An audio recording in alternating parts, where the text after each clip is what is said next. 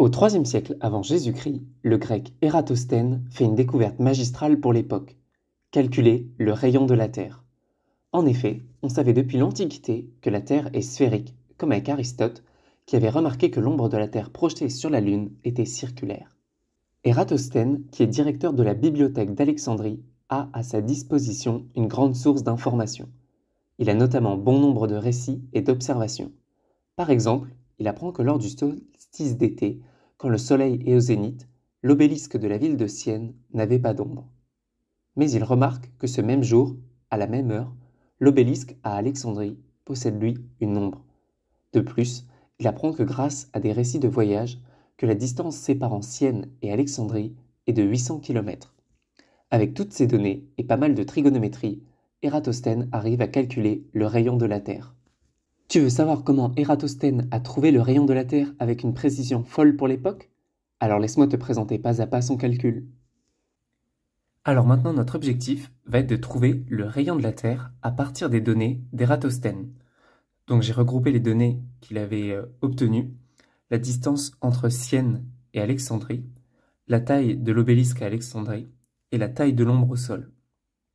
Donc une première chose à faire pour résoudre ce problème, et comme souvent en physique, c'est commencer par faire un bon schéma. Donc on va ici dessiner l'hémisphère nord de la Terre avec un cercle ici. On place ici avec un petit S la ville de Sienne et ici avec un A la ville d'Alexandrie. On rajoute maintenant le petit obélisque ici à Alexandrie. Une hypothèse effectuée par Ératosthène pour réaliser son calcul est que les rayons du Soleil arrivent parallèles sur la Terre. Pourquoi cette hypothèse est correcte? Quand on dessine ici le Soleil, il se situe très très loin de la Terre, et donc quand il envoie ses rayons, les rayons arrivent parallèles. Donc c'est parce que le Soleil se trouve très loin de la Terre que cette hypothèse est véridique. On dessine maintenant les rayons du Soleil qui arrivent sur la Terre. Donc on sait qu'à Sienne, il n'y a aucune ombre de l'obélisque. Ça veut dire que les rayons du Soleil arrivent parallèlement à l'obélisque au niveau de Sienne. Donc on obtient un rayon du Soleil comme ceci. Donc on a dit que les rayons du Soleil arrivaient parallèles sur la Terre. Donc ça veut dire qu'au niveau d'Alexandrie, les rayons du Soleil arrivent comme ceci. Et donc on voit ici que cette petite distance-là correspond à la taille de l'ombre de l'obélisque. Maintenant, on va vouloir relier les différentes données entre elles pour trouver le rayon de la Terre R ici. Donc déjà, on peut noter que l'obélisque au niveau d'Alexandrie pointe vers le centre de la Terre.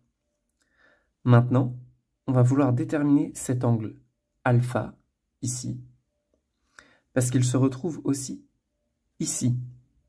Alors pourquoi c'est vrai? Cet angle et cet angle, c'est ce qu'on appelle des angles alternes internes.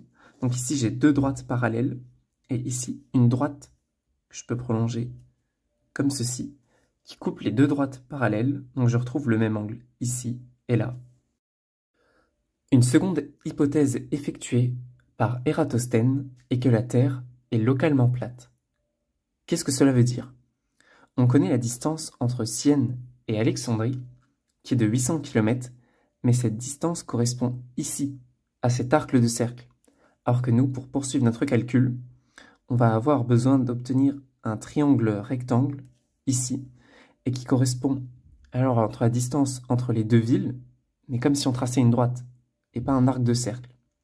Sauf que la Terre possède un très grand rayon, et donc pour une petite distance, comme 800 km, on dit que la Terre est localement plane. En effet, par exemple, quand tu marches sur le sol, tu ne sens pas le rayon de courbure de la Terre, parce qu'on marche à des distances très petites par rapport au rayon de la Terre. Cette deuxième hypothèse d'Ératosthène est aussi véridique. On rajoute maintenant la distance petit d entre Alexandrie et Sienne, qui correspond à ce côté du triangle rectangle. Maintenant que l'on a obtenu ce triangle rectangle, on va vouloir effectuer de la trigonométrie pour relier R, petit d et alpha entre eux. Regardons maintenant ce que sont le côté grand R et petit d par rapport à l'angle alpha.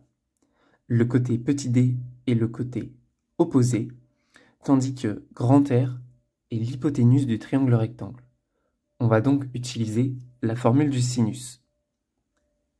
Donc, sinus alpha, c'est égal à la longueur du côté opposé, d, sur l'hypoténuse, grand R. On a presque terminé le calcul. Maintenant, il nous reste juste à trouver la valeur de sinus alpha pour pouvoir exprimer le rayon de la Terre en fonction de d, la distance entre Alexandrie et Sienne, et l'angle alpha.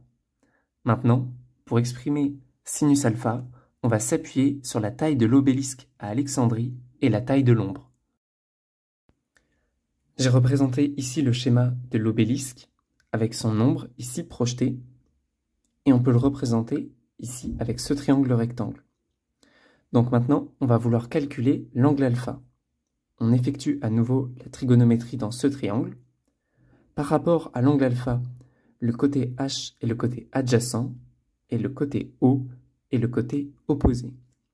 On écrit donc que tangente alpha, car on sait que tangente, c'est le côté opposé, petit o, sur le côté adjacent, H. On effectue le calcul avec les données, donc la taille de l'ombre, petit o, 2,5 mètres, et la taille de l'obélisque, 20 mètres, et on trouve comme valeur pour tangente alpha 0,125. Quand alpha est très petit par rapport à 1, on obtient ces approximations. Tangente alpha est environ égale à alpha et sinus alpha est environ égal à alpha. Ces approximations se justifient très bien avec un développement limité que tu verras peut-être un jour. Maintenant que l'on a obtenu ces approximations quand alpha est très petit par rapport à 1, on réécrit cette relation ici sous cette forme. On y remplacé sinus alpha par alpha et on obtient donc que le rayon de la Terre s'exprime comme la distance d sur alpha. Il reste maintenant à effectuer le calcul pour la valeur de r. Donc on remplace d, la distance, par 800 km et alpha par 0,125, ce qu'on a déterminé juste avant, et on trouve finalement pour la valeur de r 6400 km. Sachant que de nos jours, on sait que la valeur du rayon de la Terre, que je vais appeler ici r, vrai, est égale à 6378 km. Tu vois donc très bien que le calcul d'Ératosthène était vraiment très précis pour l'époque. Si tu as aimé cette vidéo, n'oublie pas de la liker et de t'abonner pour plus d'autres vidéos de physique.